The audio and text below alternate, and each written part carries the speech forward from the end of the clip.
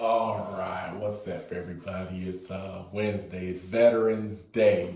Yesterday was November 10th, the Marine Corps birthday. So shout out to all my Marines out there. Happy birthday to you.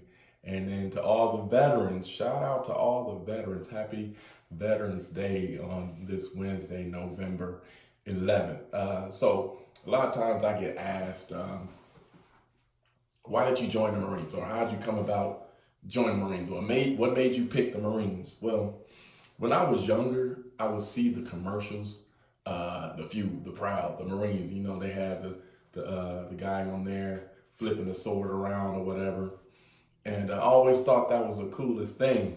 I was a kid. I didn't know what it meant. I just always thought that was the coolest thing ever. So flash forward to about the end of 1996. I had just left Lincoln Land Community College. Shout out to the Loggers. Played basketball for a year at Lincoln Land, and was not doing too well in school, and decided to leave school. And I was working at an arcade, Aladdin's Castle, in the White Oaks Mall in Springfield, Illinois. Shout out White Oaks Mall. Shout out Springfield, Illinois.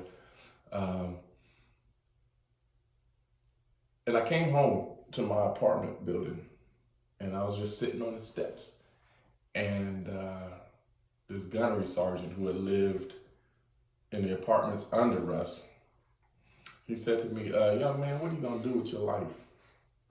And I'm just sitting there like, I really don't know what I'm gonna do. And who is this guy asking me, what I'm gonna do with my life? I think I was 20 years old at the time. And I said, man, I'm gonna get myself together and I'm gonna go back to school and see if I can't get another partial to play basketball at Lincoln Land, yada, yada. And he's like, no, you're not. Tell you what, on Monday, here's my card. On Monday, meet me at my office. And I was like, all right. So all weekend I thought about it. I didn't tell anybody about this meeting. And so that Monday morning, I didn't have to work. I got up and I walked to his office, and that's where I met Sergeant Michael Scantleberry. And we had a long conversation about, the benefits of being in the Marine Corps and just about the lifelong bonds and the benefits of joining the military and being a veteran and yada, yada, yada, if I made a career and yada, yada, yada. So that day, I want to say that day, I filled out all the paperwork. I met the requirements. I think it was like you have to do 3 pull-ups and run, or so. I can't remember what the requirements were. I think initially it was just 3 pull-ups. Anyway, I met the requirements, and it was either that day. No, it was that day I signed the paper to join the military, to join the Marine Corps. And I want to say we drove to St. Louis. It was either that day or the next day.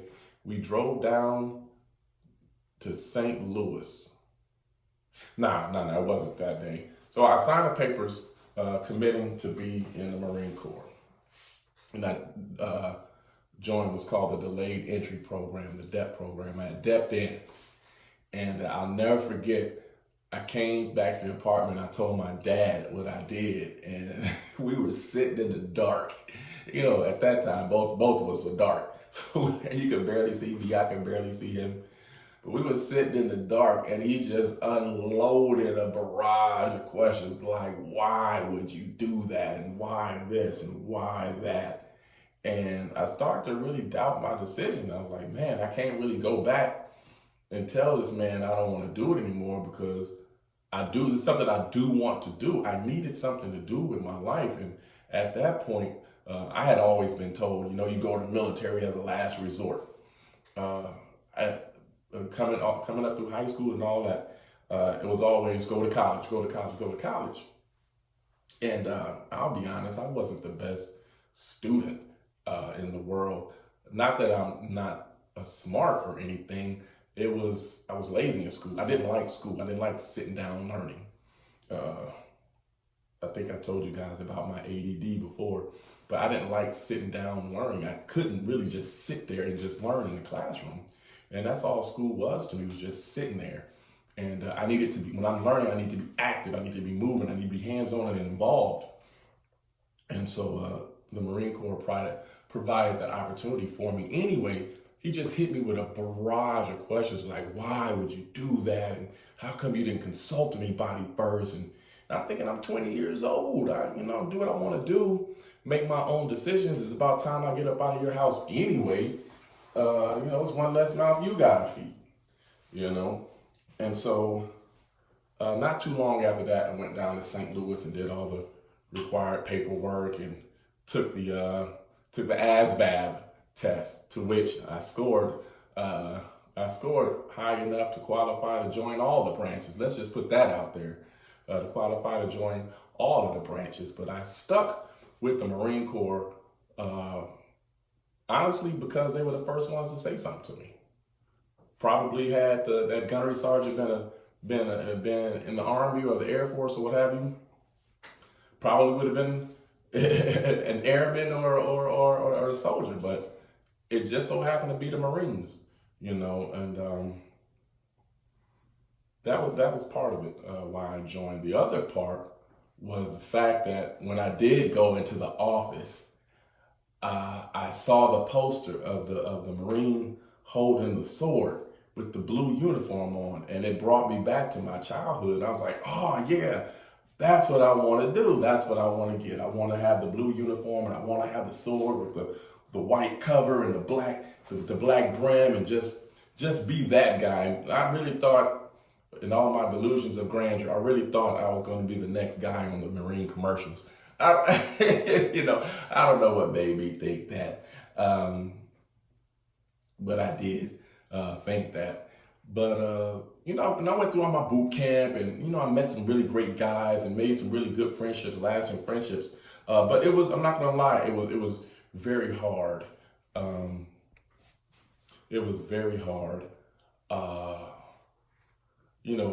One thing they don't tell you, that Marine Corps was the last to integrate, and when I came home, from my boot camp and had my little 10 days leave or whatever, I'm wearing uniforms. I'm thinking I'm the stuff because I have a uniform on. I know the girls like the man in uniform, and we're walking through the mall and stuff, and people are looking and paying attention, and we're stopping people, and they're questioning us. I'm getting girls' phone numbers, just being a goofball, really, because I had that uniform on. But some of my friends would, say stuff to me like, and then growing up, you would hear too, man, black man ain't got no place in the white man's military. And how could you join the white man's military? How can you fight for a country that don't care about you? And that did play on my mind a lot, especially when I came home with that uniform and feeling proud and figuring that all of my friends would be proud for me and happy for me. And you had some, and even family members. And why would you give your life for a country that don't care about you? And I thought about that. I was like, man, and then knowing that the Marines were the last branch to integrate, that did kind of play on my mind a little bit. Why would I join a fraternity, so to speak, or join a club that initially didn't want me to be a part of it? Why would I give my life for a country that treated its people of color like second-class citizens for so long, still do treat its people of color like second-class citizens? Maybe not on a larger scale, but it still happens. And one of the reasons why I joined was, well, this black man needed something to do in the way of providing for himself. I couldn't live in my father's house for the rest of my life, nor did I want to live in my father's house for the rest of my life. So this black man joined the white man's military for a job and an opportunity. A lot of times we take opportunities, we have to make the best of those opportunities.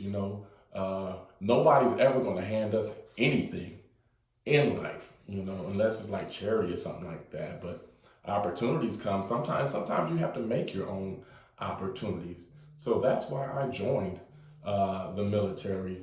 It was because it was an opportunity, one, to do something that I've never experienced before. Step out of my comfort zone and say, hey, here's a chance to possibly go overseas, learn something new, and feel like I'm still a part of something. But that was my main reasoning. That's my story, my Marine Corps story, why I joined the Marine Corps. It's because really I needed something to do. It was no grand eye-opening experience. Oh my God, the light bulb didn't go off. Oh my God, I need to join the military. Nah, I needed something to do. And it just so happened that a gunnery sergeant came up to me and said, what are you gonna do with your life? And 20 some odd years later, I think 23 years later after graduating boot camp, here I am telling you this story. But to those that are thinking about joining the military, white, black, brown, yellow, red, whatever, if you want to do it, do it. Do it. My suggestion for everybody once they turn 18, join the military for a minimum of 2 years, 4 years, however you want to do it, and go from there. I believe, and this is just me thinking outside the box a little bit, I believe everybody needs to have a military experience or a locker room experience, and I'll break that down. A locker room experience in another video. But I met guys in boot camp from all over the United States, in countries across the world that came over and became citizens.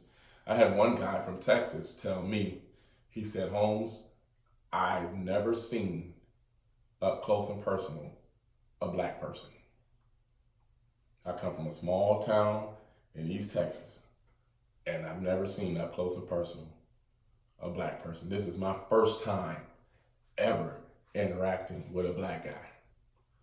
And that kind of blew my mind that this kid had never, ever been around black people. So of course his visions of black people were skewed. And he ended up saying to me, I thought all you guys were just messed up, but looking at you and looking at the other guys, man, I was stupid to think that way, It changed his way of thinking towards others. And to this day, me and this guy still communicate. We still communicate from time to time. We don't chop it up and chit chat all the time, but from time to time, I'll get a text message or a Facebook message and say, hey, Holmes, how you doing? How's everything? Yada, yada. I feel like if everyone had a military experience, there would be a lot less racism in the world or in America. Because at the end of the day, if we're going into battle, I don't care if you're white, black, blue, green, yellow, purple. I need to know that you have my 6. And you need to know that I have your 6. So right then, color goes out of the window. I didn't join the military just to protect black people. I joined the military to protect Americans.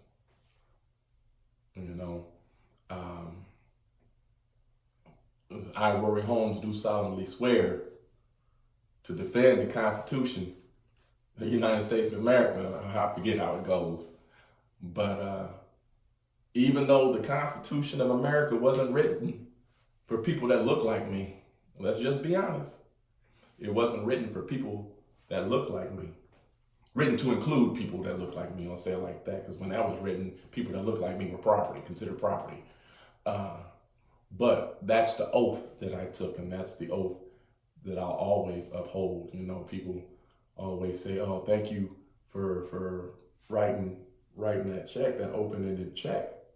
And thankfully I didn't have to see any war or any conflict. My hat's off to those guys that really got out there and got their hands dirty.